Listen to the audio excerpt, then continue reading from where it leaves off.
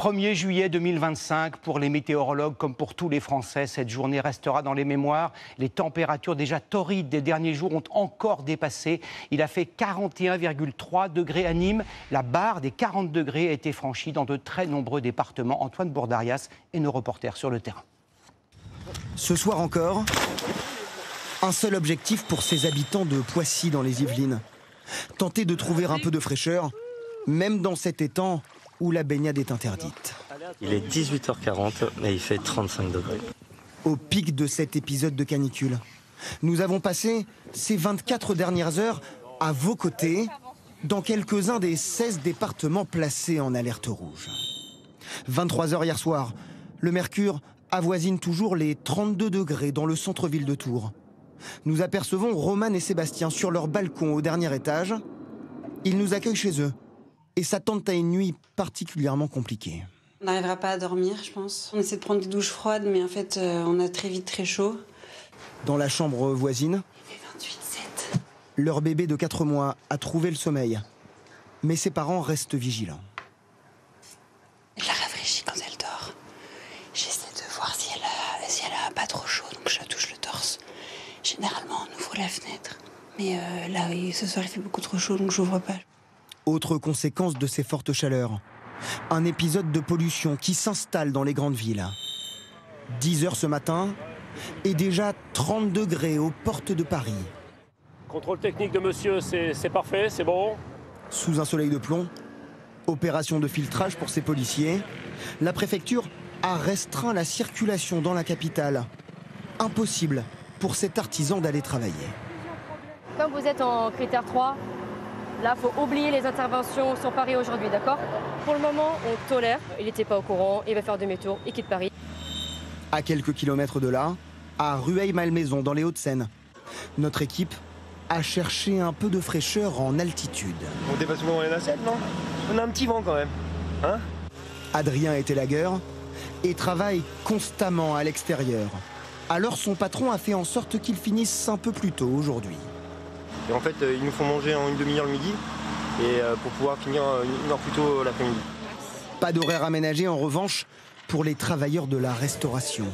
Messieurs, dames, du coup, je vais avoir la tarte fine aux pommes, s'il vous plaît. Alors en plein service, sous 36 degrés, pour se rafraîchir, Ambrine a une technique bien à elle. Un brumisateur artisanal. Elle garde le sourire, mais nous avoue avoir du mal à travailler avec ces températures extrêmes. C'est horrible, en fait, on a l'impression d'être au ralenti et de plus comprendre ce qui se passe autour de nous. On a du mal à suivre avec les commandes des clients parce que le cerveau il tourne à 2 à l'heure. Avec cette chaleur, près de 1900 établissements scolaires sont restés fermés aujourd'hui. C'était le cas à Joigny, dans l'Yonne. Alors avec 39 degrés cet après-midi, la mairie a pris une décision radicale. C'est piscine gratuite pour tout le monde. Oui, ça fait du bien, hein. Ça rafraîchit. Surtout avec les 3 enfants. Là, la mairie, elle a fait une super idée, hein. J'ai mon fils qui est avec moi et on en profite à fond, hein. Et pour offrir à ses habitants de la fraîcheur jusqu'en soirée, le cinéma lui aussi est en libre accès. C'est la mairie qui réglera toutes les entrées du jour. Ces très fortes chaleurs seraient à l'origine de la mort de 3 personnes, un ouvrier de 35 ans et une personne sans domicile fixe à Besançon, ainsi qu'un retraité dans une résidence pour personnes âgées à Grenoble. Regardez tout de suite cette carte météo de Météo France. La journée de demain, 16 départements sont toujours placés en alerte rouge canicule, 68 en alerte orange. Quand cet épisode exceptionnel va-t-il prendre fin? À quoi vont ressembler les jours à venir? Toutes les réponses signées Sylvie Pinatel et Manon Augustin-Changeant. C'est le 3e jour. Et c'est aussi le plus chaud, celui de trop pour beaucoup d'entre vous. Je ne supporte pas la chaleur. C'est difficile. J'ouvre mes fenêtres à 3h du matin et je passe ma nuit, pour ainsi dire, réveillée. Quand on se lève le matin, on est crevé. On n'en fait plus. Alors vous vous demandez peut-être à quand la fin de cette canicule? Eh bien ce ne sera pas cette nuit, qui s'annonce encore difficile. Marseille, 25, donc ça reste très chaud. Les températures seront en effet 6 degrés au-dessus des normales saisonnières. Cette nuit, on va garder des températures encore très élevées, qui seront même en légère hausse sur les régions de l'Est. En revanche, ça va commencer à baisser, et notamment auprès de la Manche. Une baisse des températures dès demain matin, en effet. Sur tout le littoral atlantique, le thermomètre va chuter d'au moins 10 degrés du nord au sud. Le reste du pays, lui, devra encore patienter jusqu'au soir pour sortir enfin de la canicule à la faveur de nuages, de pluie et même d'orages, comme la Savoie en a connu hier soir.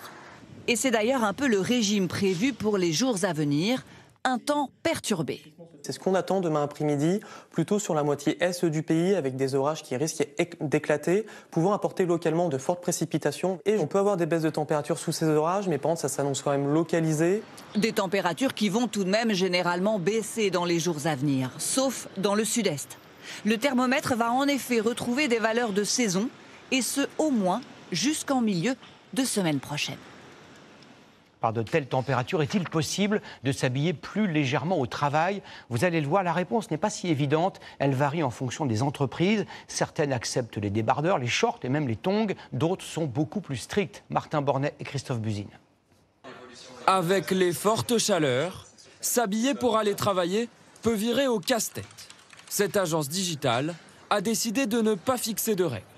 Pendant la période estivale, en fait, c'est open bar parce que le but du jeu, c'est que tout le monde soit à l'aise. Chacun est vraiment libre de venir comme il le souhaite. Ici, tout est autorisé. Shorts, t-shirts, sandales ou même claquettes chaussettes. Il fait vraiment chaud. Plutôt que de souffrir toute la journée avec mes baskets aux pieds, je me mets en claquettes. Une grande liberté que ne permettent pas toutes les professions. Dans cette société spécialisée dans les assurances, la tenue d'aujourd'hui est exceptionnellement plus décontractée. T-shirt autorisé pour tous les employés.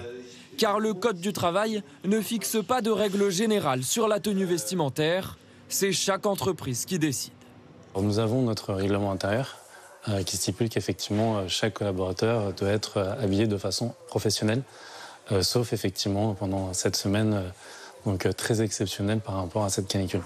Des conditions de travail beaucoup plus confortables. C'est cool du coup de venir en t-shirt au travail, c'est plus agréable. Je trouve que c'est quand même assez cool qu'on nous laisse venir en short ou en t-shirt, quand il fait très chaud bien sûr. Et vous mangez même une glace? Oui, la société nous permet de nous acheter des glaces. À Lyon, les chauffeurs de bus ont le droit de travailler avec un Bermuda, fourni par leur employeur. C'est vraiment un gros avantage. J'ai connu, moi, à l'arrivée où on n'avait que les jeans. Effectivement, l'été, pendant les périodes de canicule, forte chaleur comme ça, c'est très pénible pour nous. On est quand même 8 heures derrière le volant. Des mesures qui ne s'appliquent pas lorsqu'il y a des consignes de sécurité à respecter, comme sur les chantiers ou dans les usines. Mais l'employeur peut décider d'aménager les horaires ou d'augmenter le nombre de pauses. Les humains ne sont pas les seuls à souffrir de cette canicule. Sous nos latitudes, les animaux ne sont pas habitués à des températures de 38 ou 40 degrés. Les éleveurs doivent s'adapter. Les maraîchers font eux aussi tout leur possible pour sauver leurs récoltes. Emmanuel Binet, Valentin Boulet et Héloïse Grégoire. 6 fois par jour, contre 3 habituellement, François Caillon surveille la température de son poulailler. Il fait déjà 36 degrés 6. Ma température optimale, c'est 22,5. Et 14 degrés d'écart, c'est déjà énorme. Beaucoup trop pour ces 3500 poussins âgés de seulement 25 jours. Bec ouvert et glotte agitée, eux aussi suffoquent. L'idée dans les fortes chaleurs comme ça, c'est que le poisson soit le maximum plein pour que les poussins n'aient pas de mal à les boire, quoi. Et crainte première, c'est d'avoir des pertes et de ne pas pouvoir les vendre à l'abattoir. Rafraîchir à tout prix ces bêtes, à quelques kilomètres de là, c'est aussi l'objectif de cet éleveur. Je vais allumer la brumisation. 4 brumisateurs bricolés à la hâte et près de 2 fois plus d'eau consommée par ces bovins. Mais rien n'y fait. Avec la canicule, ces 70 vaches sont moins productives. On peut perdre jusqu'à 5 kg de lait par vache et par jour. Ça fait 150 à 200 euros par jour. Dans tout le département, une chaleur harassante et des températures insupportables. Jusqu'à 50 degrés sous cette serre. Ces légumes ne mûrissent pas plus vite. Bien au contraire, ils brûlent. C'est des brûlures liées aux fortes températures et aux coups de soleil. Comme les humains, les poivrons attrapent des coups de soleil. Donc on ne peut pas leur mettre de crème anti-UV, mais... Des poivrons invendables sur les marchés. Il faudra plusieurs semaines à ce maraîcher, comme aux autres agriculteurs, pour évaluer toutes les pertes liées à cet épisode de canicule. Pour s'adapter à ces canicules qui seront sans doute de plus en plus fréquentes, la climatisation va-t-elle devenir la règle? Aux États-Unis, au Japon, 9 habitations sur 10 sont climatisées. En France, 25% des logements sont équipés plus ou moins efficacement pour se rafraîchir. Combien coûte vraiment la climatisation? Combien consomme-t-elle? Quels sont ses effets sur l'environnement? Bastien Auger, Julie Calderon et Zach Agili. La fin des travaux ne pouvait pas mieux tomber. La climatisation de Romain est prête à fonctionner, pile le jour où il faisait 37 degrés à Lille et 33 dans son appartement. Je sors du travail, je suis en Marseille parce que je meurs de chaud et on va pouvoir prendre une douche, on va ressortir de là et on ne transpirera pas. Donc effectivement, très content, très ravi. On va voir le résultat ce soir maintenant. Il a troqué son petit climatiseur mobile contre une pompe à chaleur qui rafraîchit en été et chauffe en hiver en consommant moins d'énergie qu'un radiateur. Par rapport à une installation électrique classique, on vient presque diviser par 3 la facture d'énergie. Pour cette installation, Romain a dû débourser 16 000 €, auxquels il faudra ajouter 180 € par an d'entretien. C'est cher, mais les magasins d'électroménager regorgent aussi de systèmes de climatisation plus abordables, souvent plus énergivores aussi. Alors faut-il en généraliser l'usage? 25% des Français en seraient équipés selon une étude de l'Agence de l'environnement de 2020. Conséquence, la consommation d'électricité du pays augmente, mais moins fort qu'avec le chauffage en hiver. La pointe de consommation, elle a été atteinte à 12h45. C'est assez classique. Ce qui change aujourd'hui, c'est que cette pointe, elle est plus élevée qu'un jour normal. S'ajoute une consommation additionnelle qui est liée à l'usage de la climatisation, des appareils de refroidissement, que ce soit des refroidisseurs d'air ou que ce soit des ventilateurs. Quel effet pour l'environnement? Des chercheurs soulignent que les liquides refroidissants des climatiseurs sont très polluants en cas de fuite, tandis que d'autres jugent urgent de développer les clims pour protéger les plus fragiles. Alors le gouvernement nous répond qu'il cherche un juste équilibre. Il ne faut pas climatiser à outrance parce que ça va coûter très cher sur la facture d'électricité. Pour des personnes âgées, une pièce climatisée et notamment la chambre à coucher, c'est une solution qu'il faut regarder. Le gouvernement souhaite surtout inciter à investir avant tout dans les pompes à chaleur et dans l'isolation des bâtiments. Et nous reviendrons bientôt dans quelques minutes dans une page spéciale sur cette canicule exceptionnelle et sur ses conséquences sur notre santé, mais aussi notre travail. Les températures extrêmes sont sans doute à l'origine d'un important incendie qui s'est déclaré cet après-midi à Roquemaure dans le Gard. Une centaine de pompiers a été mobilisés. Constatant que les flammes menaçaient la ligne TGV, la préfecture et la SNCF ont décidé de dérouter un train près de Nîmes. Lise Cloy et Théo Thomas. Des flammes de plusieurs mètres de haut, qui s'approchent dangereusement des automobilistes. L'incendie a débuté vers 14h30, sous 40 degrés en pleine sécheresse, près de cette zone industrielle de Roquemaure, à quelques mètres de ses voies ferrées. Olivier travaille dans le secteur, il a vu le brasier grandir. Ça s'est vraiment développé très très vite. On est passé à cause du vent qui souffle, que vous le voyez peut-être, le vent a fait arriver le feu jusqu'au bout de la zone. Mais là, hélas, visiblement, ça reprend un petit peu. Bon, j'espère que les Canadair sont passés plusieurs fois, ils ont fait un tour 3 ou 4 fois. Très vite, d'importants moyens sont déployés. 150 pompiers, 40 véhicules, 4 Canadair et un hélicoptère qui ont enchaîné les largages. Une vingtaine en quelques heures. Ce soir, le feu est enfin fixé. On reste prudent parce qu'on va avoir une inversion des vents qui va commencer à se produire dès maintenant et jusqu'à 23h environ. Donc on va rester très vigilants. Début d'une nuit de surveillance pour eux, suite de la galère pour plusieurs centaines de voyageurs. L'incendie s'ajoute à d'autres incidents dans la région qui perturbent le réseau. En gare de Marseille, Alain et Manon devaient partir à 16h. Ils attendent toujours. On est extrêmement patients. Nous sommes 10, donc on reste calme, mais c'est quand même un peu compliqué. Ah ouais, je suis arrivée en gare et là j'ai vu sur les écrans que mon train avait 25 minutes de retard. Et en me connectant sur l'application, j'ai vu qu'à Paris on avait plus d'1h10 de retard. Certains passagers sont même bloqués depuis 6 heures dans un train en direction de Marseille, arrêté en pleine voie. Nous avons pu joindre Meva à bord. Pas forcément d'eau qui ont été distribuées, mais surtout des personnes âgées dans le train et à un moment la clim a été coupée. La SNCF a déjà demandé aux voyageurs qui le peuvent de reporter leur trajet à demain. Pour lutter contre cet incendie, un hélicoptère bombardier d'eau a été déployé. Ces appareils très agiles, très précis, font partie de l'arsenal indispensable aux pompiers. Regardez comment ils s'entraînent dans les Bouches-du-Rhône, un département placé en alerte sécheresse. Martin Falaiseau et Solène Robin. C'est un atout de taille dans la lutte contre les feux, l'hélicoptère bombardier d'eau. En cette période d'alerte maximale, les pompiers des Bouches-du-Rhône s'entraînent en conditions réelles. Donc là, on va mettre en place le seau souple. Il faut d'abord équiper l'appareil de son seau d'eau géant. Il est accroché par le crochet sous la machine et après il est en lien électriquement avec les commandes du pilote. Il appuie et donc ça libère l'eau à l'intérieur du seau. Décollage. Vous pouvez attaquer. Pour aller remplir le seau dans ce canal. En 30 secondes, à seulement quelques mètres du sol, l'hélicoptère pompe 800 litres d'eau. Le personnel est en sécurité, tu as l'autorisation de largage. C'est bien pris, on se présente. Largué d'un coup. Donc là, nous avons largué 800 litres d'eau.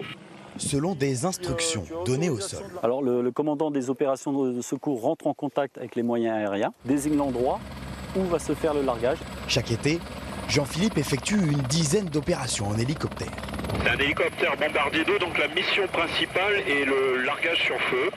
Donc on est un hélico d'attaque et principalement dans la stratégie d'attaque massive, on est un des premiers moyens engagés sur zone. L'avantage c'est qu'on décolle très rapidement et on se rend sur zone extrêmement rapidement. Dans les Bouches-du-Rhône, les pompiers disposent de 2 précieux hélicoptères comme celui-ci, stratégiquement positionnés à différents endroits pour intervenir à tout moment. Leur vocation est vraiment de taper le feu naissant, d'avoir une action très précoce. Ils sont rapides et puis finalement ils correspondent à la théorie du seau d'eau, c'est-à-dire pouvoir dans les 15-20 premières minutes pouvoir traiter un départ de feu. Dans la lutte contre les incendies, seuls 10 départements français sont équipés d'hélicoptères bombardiers d'eau. De très violents orages, conséquence directe de cette canicule, ont provoqué hier une crue subite dans la vallée de la Maurienne. Les images, vous allez voir, sont à peine croyables. Les dégâts considérables, notamment à Modane et à Fourneau, non loin de la frontière italienne. Le phénomène est sans précédent depuis au moins 70 ans. Sur place, Yanis Matisse et Frédéric Marchand. Des centaines de personnes dans une seule rue. Même le chasse-neige se transforme ici pour déblayer la route. Là, la boue elle est en train de sécher. Et c'est vaseux, on dirait des sables mouvants, on reste collés. Scène de désolation aussi, quelques mètres plus loin. Cette habitante, pieds nus, retrouve sa maison éventrée. Un peu de réconfort pour Alexandra, évacuée juste à temps. J'ai plus rien, j'ai plus rien. J'ai plus aucun souvenir, ni de mon père, ni de ma mère, et même pas une photo de mes petits quand ils étaient petits. Hier après-midi, de violents orages éclatent en montagne. En quelques minutes, une coulée de boue se forme et déferle sur la petite ville de Fourneau. Catastrophique.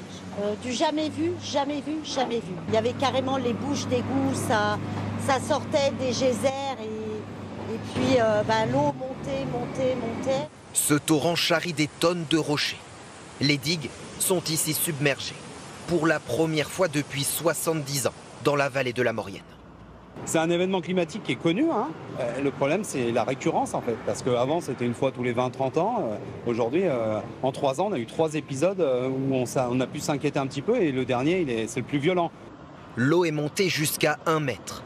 Mais aucune victime n'est à déplorer. Les pompiers enchaînent les opérations de pompage. On a 90 habitations, enfin 90 logements. La priorité pour nous, c'est d'assécher complètement l'immeuble.